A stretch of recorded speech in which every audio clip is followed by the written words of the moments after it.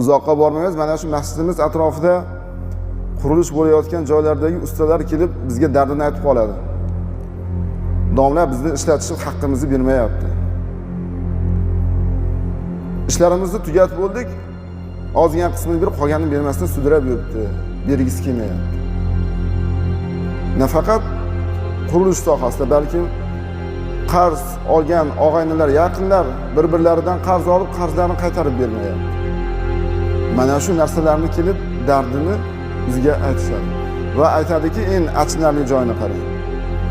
Domla, bu gaplarni sizga aytishimizdan maqsad ular mana shu yerda namoz o'qigan keladi jumaga.